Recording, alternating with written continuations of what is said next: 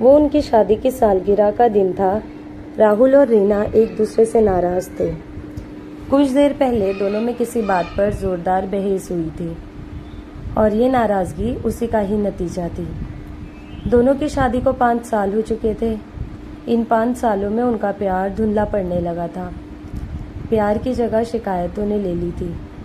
दोनों ये बात अच्छी तरह जानते थे और चाहते थे कि उनके रिश्ते में वो पहले वाली बात आ जाए, लेकिन लाख कोशिशों के बावजूद उनके रिश्ते में खटास बढ़ती जा रही थी।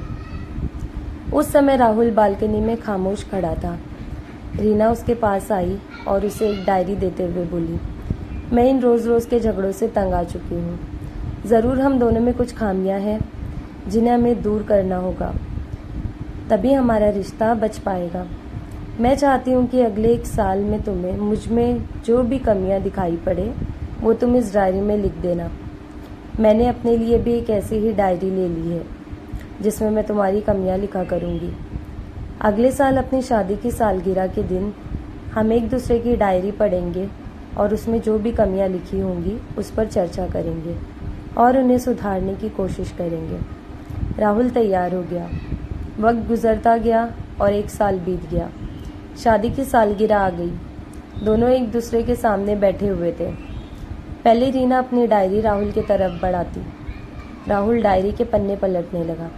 पहला पन्ना, तुमने मुझे पिछले साल मेरे बर्थडे पर मुझे कोई तोहफा नहीं दिया। मुझे बहुत बुरा लगा।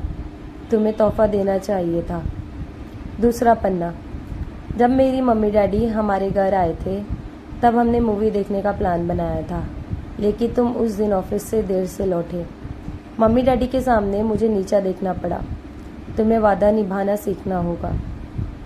तीसरा पन्ना, मैंने तुम्हारे लिए इतनी मेहनत से स्वेटर बुना था, लेकिन तुमने तारीफ के 2 शब्द भी नहीं कहे।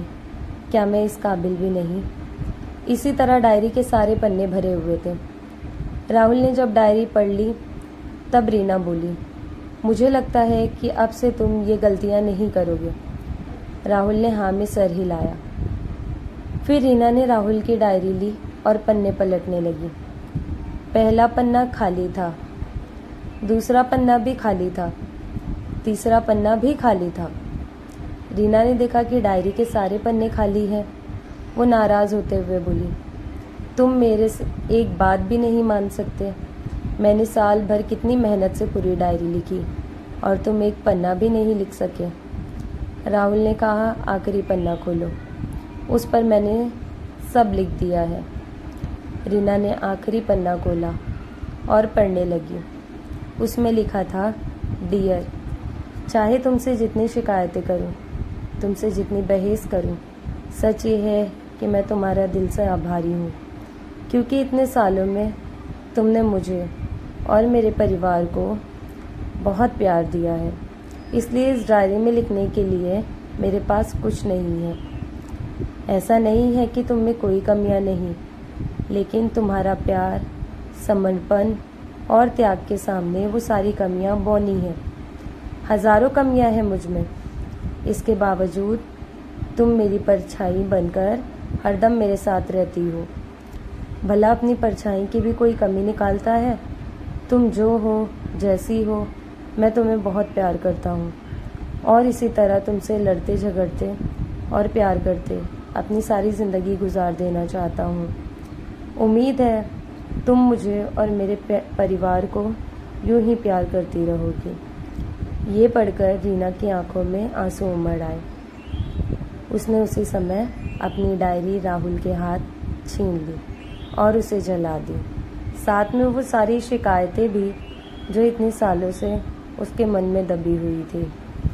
राहुल और रीना दोनों ने फैसला किया कि वे जैसे हैं वैसे ही एक दूसरे को स्वीकार करेंगे, अच्छाइयों के साथ, कमियों के साथ और बाकी सारी चीज़ों के साथ और ढेर सारे प्यार के साथ।